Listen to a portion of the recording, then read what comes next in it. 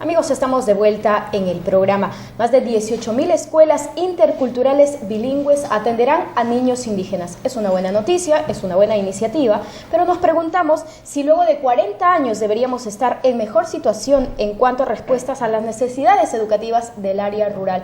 Para que nos responda esta pregunta y otros detalles más sobre este anuncio hecho, está con nosotros Francisco Roña. Él es coordinador del equipo de gestión educativa intercultural descentralizada y responsable del registro de instituciones educativas de educación intercultural bilingüe. ¿Cómo está? Bienvenido al programa. Buenas tardes. Es una buena noticia, le decía. Lógicamente es una buena noticia. Pero para ponerlo en contexto, primero las cifras de cuántas escuelas interculturales bilingües existen en nuestro país. Bueno, en realidad las 18.000 son las que estamos ahora nosotros reconociendo como de las 84.000 que nos da el patrón nacional. Es poquísimo.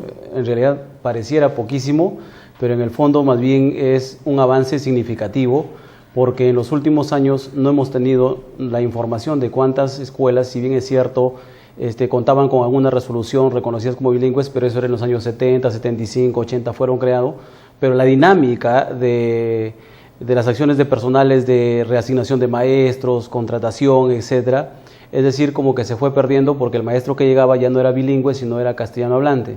Entonces la escuela automáticamente pasó a ser monolingüe en castellano. Entonces ahora dejamos de lado la lengua porque hablan quechua, aymara, aguajún. Todas las lenguas amazónicas en realidad, más que en los quechuas todavía ha podido esto sobrevivir, pero en las lenguas amazónicas sí hemos tenido cantidad de problemas y seguimos teniendo hasta este momento. O sea, tampoco es que tenemos personal docente que esté formado para trabajar en las lenguas. Tenemos algunas lenguas en las que no contamos con un solo profesional. Y allí, a partir de este registro, nosotros estamos desarrollando una tarea de identificar maestros para ver cuál es la situación del nivel de dominio de lengua a nivel oral, a nivel escrito, y a partir de ahí tomar una decisión en un plan de desarrollo de la oferta y mejorar el servicio educativo en estas instituciones.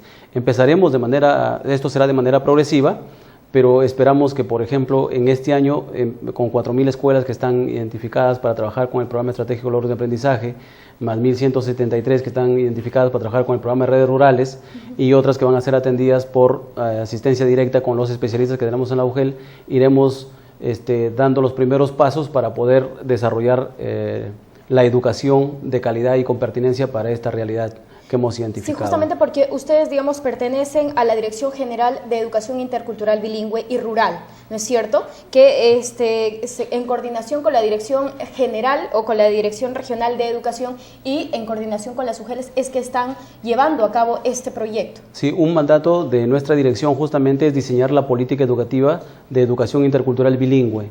Entonces, a partir de ahí nosotros hicimos una consulta con las organizaciones, con representantes de la UGEL, de las direcciones regionales y gobiernos locales incluso, para ver cómo podríamos desarrollar todo este proceso, dado de que por muchos años se planteaba una política, pero ¿cuál es la base? ¿A quién atiende? ¿Los beneficiarios? ¿Quiénes son? O sea, difícil. Entonces como que lanzábamos una política, un conjunto de actividades, pero no teníamos la información concreta a dónde está llegando. ¿No y lo importante es que ya tienen todo el registro. Ahora, con base a esto ya se va a poder, digamos, trabajar. Exactamente. Entonces, teniendo el registro, nosotros podemos decir incluso año 1, dónde tenemos que ir, tenemos que definir el modelo, cómo vamos a intervenir, cómo lo vamos a organizar. Y aquí ya están jugando un papel muy valioso realmente, y permíteme que les lleve un saludo desde este programa a los equipos de especialistas que hemos conformado en la SUGEL. El estadístico, el especialista en estadística, el especialista en educación intercultural bilingüe, que también es un cargo que todavía no está formalizado, pero sin embargo ya vienen haciendo todo un trabajo, y el jefe de área de gestión pedagógica. Con ellos estamos desarrollando este proceso para que sea reconocido. La resolución directoral de reconocimiento no la damos nosotros, la da la unidad de gestión educativa local, la UGEL. Y luego ellos elevan el informe a la DRE y la DRE eleva el informe a la DIGEIBIR y nosotros hemos creado ya el registro, entonces tenemos todo el padrón. Ahora, lo importante también de esto es el profesor, el docente. Está siendo capacitado, hay profesional calificado justamente para atender a estos estudiantes bilingües. Ese es un reto que también es muy alto y que lo tenemos que resolver.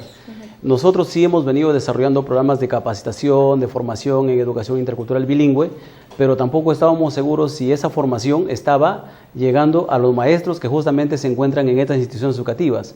Hay un dato que todavía lo tenemos que resolver este año y estamos en plena actividad, es ¿cuántas de estas instituciones educativas cuentan con maestros bilingües?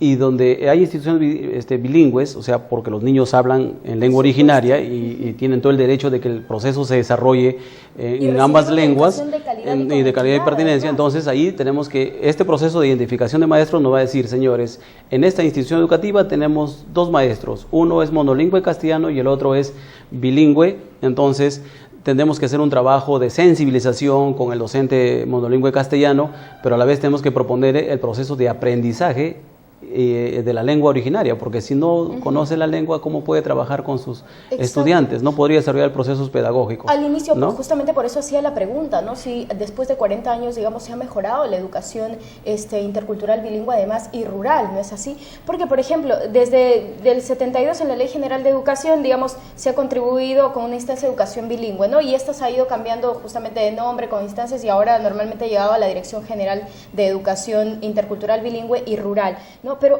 es un dato increíble que yo encontré, por ejemplo, que a partir en el 85, digamos, se normalizan las lenguas andinas, aymara y quechua. Recién en el 2006 se normalizan las lenguas amazónicas. ¿Por qué? ¿Tanto se ha tardado? Sí, lo que pasa es que al margen de que después de la reforma educativa hubieron ciertas iniciativas para mejorar la educación y responder con pertinencia a los pueblos originarios.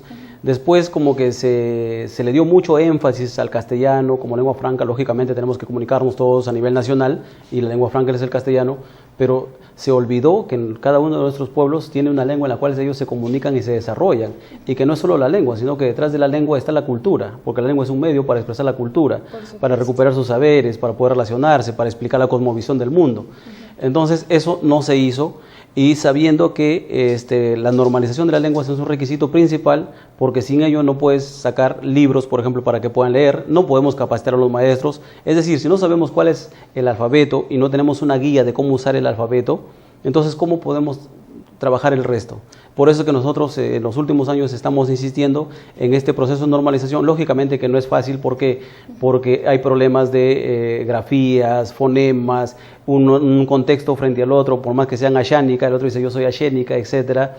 Entonces hay que reunirlos a ellos, hay que consensuar, hay que contratar a gente especializada como lingüistas, sociólogos, antropólogos, que hacen todo este estudio, y después de consensuarlo con los pueblos, se determina este es el alfabeto, y a partir de ahí podemos contratar para que nos ayuden los profesionales en hacer las respectivas guías del uso del alfabeto. Cuando esto está claro, recién nosotros podemos dar el salto para material educativo, como lo venimos haciendo en los últimos años. Y ustedes dicen también que la población está participando, por ejemplo. Está participando, está vigilante. Creo que hemos hecho bastante difusión del derecho internacional, ¿no es cierto?, de nuestra Constitución, de lo que dice la Ley de Educación, el artículo 19 y 20, el principio, por ejemplo, número 8, en la cual señala la interculturalidad para todos. Entonces, estos pueblos tienen todo el derecho, y por derecho, insisto en esto, tienen que recibir una educación bilingüe, intercultural y de calidad. Bueno, por lo pronto, entonces, estas 18.000 escuelas interculturales bilingües que van a atender a estos niños van a tener esas ventajas de tener los textos ya preparados justamente en su lengua local, ¿no es cierto?, con las cosas, la cultura que envuelve a estos pueblos. Bueno, y entonces el reto es que estas 80.000 escuelas interculturales bilingües que existen actualmente en nuestro país, digamos, tengan justamente estas escuelas equipadas, ¿no es así?, para que puedan recibir una educación con calidad y con equidad. Esa es nuestra esperanza y ese es nuestro desafío. Bien, muchísimas gracias. Estamos con el tiempo. Me gustaría seguir conversando. Bien, amigos, estuvimos conversando con Francisco Roña, coordinador del equipo de gestión educativa intercultural descentralizada. Vamos a una pausa, regresamos con más información.